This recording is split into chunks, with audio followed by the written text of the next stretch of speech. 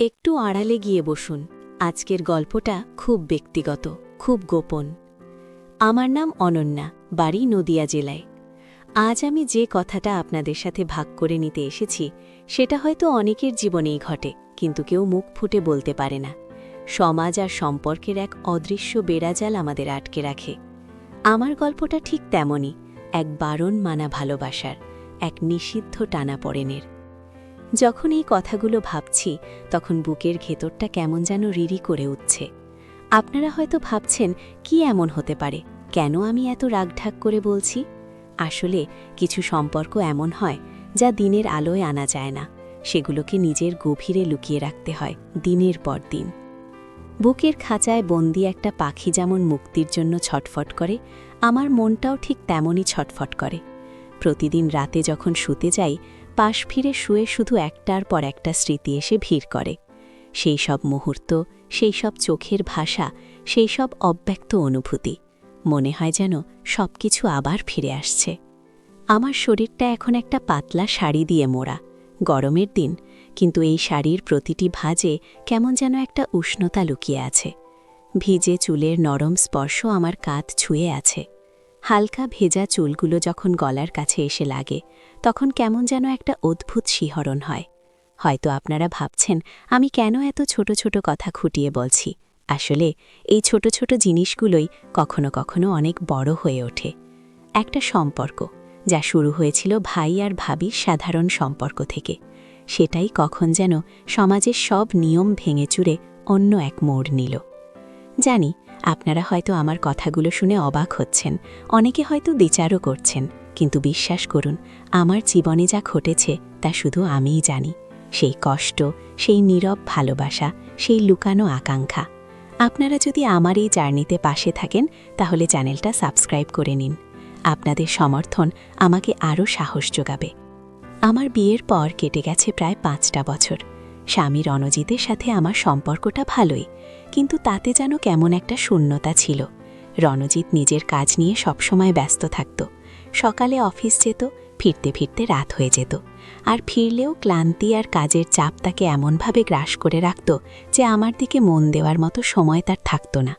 আমার একটা বড় যৌথ পরিবার, শ্বশুর শাশুড়ি, দেবর, ননদ সকলেই আছে, কিন্তু এই বিশাল বাড়ির ভিড়েও আমি নিজেকে একা মনে করতাম। ঘরের সব কাজ, সবার দেখভাল করা, সব মিলিয়ে একটা একঘেয়ে রুটিন। এই একাকিত্বটাই হয়তো আমাকে আরও দুর্বল করে তুলেছিল। ঠিক সেই সময়ে এলো সৌরভ, রণজিতের ছোট ভাই। তখন সবে কলেজে ভর্তি হয়েছে, দেখতে খুবই সুপুরুষ, স্মার্ট, আর কথা বলার ভঙ্গিটাও খুব আকর্ষণীয়। রণজিতের চেয়ে একদম আলাদা। রণজিতের মধ্যে একটা গম্ভীরতা ছিল, সৌরভের মধ্যে ছিল অফুরন্ত প্রাণচঞ্চলতা। প্রথম প্রথম সৌরভ আমার সাথে খুব স্বাভাবিকভাবেই কথা বলতো, বাড়ির কাজকর্মে হাত লাগাতো, চা বানিয়ে দিত, বাজারের ব্যাগটা তুলে দিত। ওর এই ছোট ছোট যত্নগুলো আমার বড় ভালো লাগত। আমার জীবনে এই ধরনের যত্ন, এই ধরনের মনোযোগের খুব অভাব ছিল।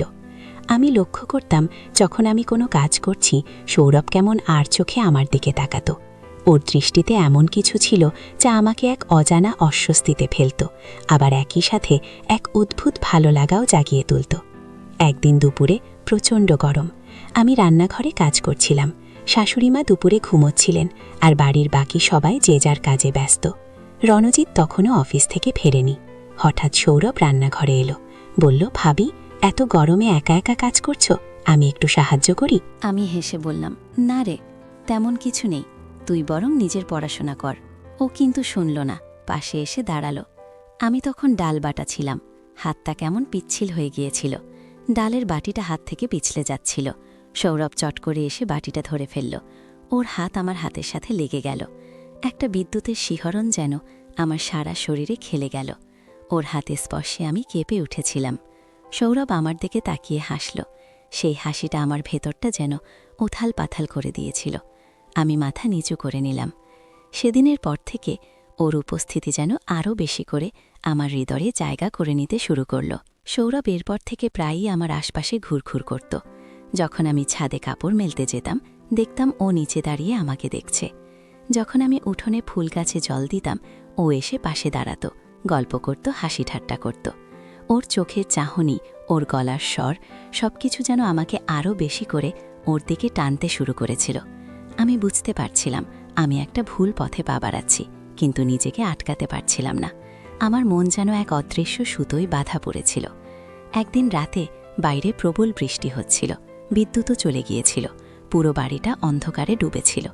মোমবাতির টিমটিমে আলোয় সবাই নিজেদের ঘরে বসেছিল। আমি বসেছিলাম জানালার ধারে, বৃষ্টির শব্দ শুনছিলাম।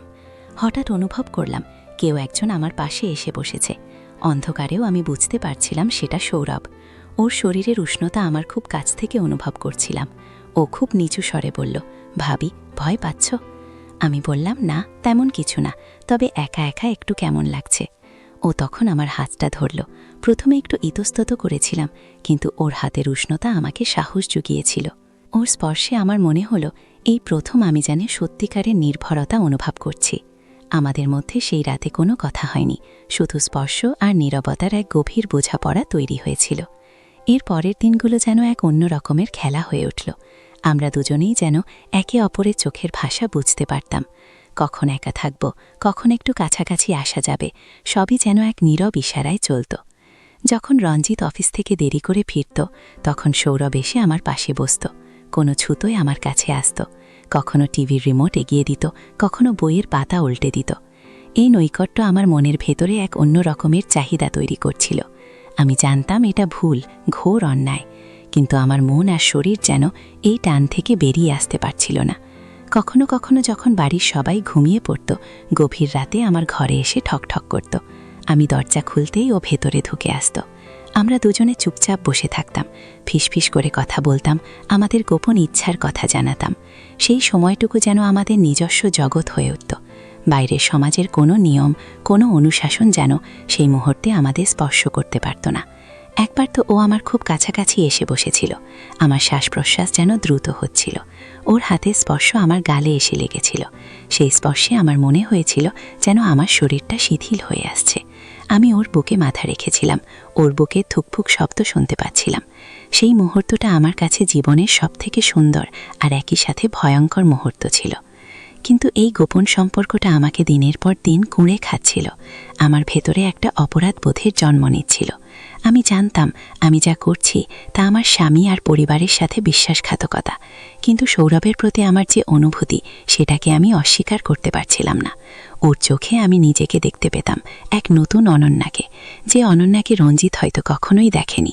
সৌরভের কাছে আমি শুধু ভাবি ছিলাম না, ছিলাম তার সব আকাঙ্ক্ষার প্রতিচ্ছবি।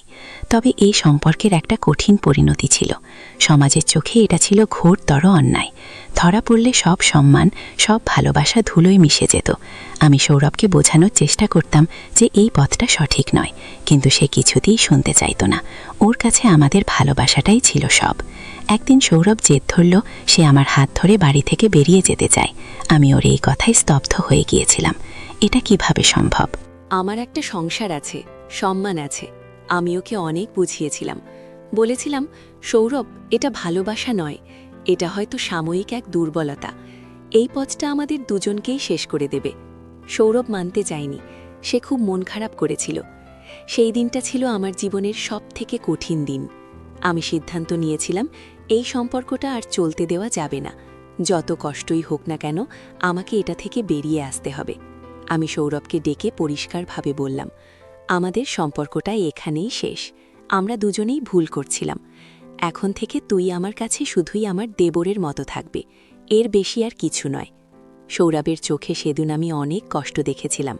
ওর মুখটা বিবর্ণ হয়ে গিয়েছিল, কিন্তু আমি জানতাম এই সিদ্ধান্তটা আমাদের দুজনের ভালোর জন্যই। তারপর থেকে আমাদের মধ্যে একটা অদৃশ্য দূরত্ব তৈরি হলো। ও আমার সাথে কথা বলতো ঠিকই, কিন্তু সেই উষ্ণতা, সেই গোপন ইশারা আর থাকত না। আমিও নিজেকে ব্যস্ত রাখতাম সংসারের কাজে, রণজিতের সাথে সম্পর্কটা ঠিক করার চেষ্টা করতাম। জীবনটা আবার তার নিজস্ব ছন্দে ফিরতে শুরু করল, কিন্তু আমার মনের গভীরে সৌরভের স্মৃতিগুলো এক গভীর ক্ষত তৈরি করে রেখে গেল। আমি শিখেছিলাম যে জীবনের কিছু সম্পর্ক যত গভীর আর তীব্র হোক না কেন, সমাজের নিয়ম আর নৈতিকতার কাছে সেগুলো পরাজিত হতে বাধ্য। ভালোবাসা অন্ধ হতে পারে, কিন্তু সেই অন্ধত্ব অনেক সময় ধ্বংস ডেকে আনে। আমাদের বুঝতে হবে কোন সীমানা অতিক্রম করা উচিত নয়, কারণ কিছু ভুল শোধরানো যায় না, শুধু তার ফল ভোগ করতে হয়। এই গল্পটা হয়তো আমার জীবনের সবথেকে বড় শিক্ষা। তাই আমাদের সবাইকে সম্পর্কের প্রতি আরও যত্নশীল হতে হবে, আবেগপ্রবণ না হয়ে বাস্তবতাকে মেনে চলতে হবে, না হলে এমন জটিলতার মুখোমুখি হতে পারে যা শুধু কষ্টেই ডেকে আনবে।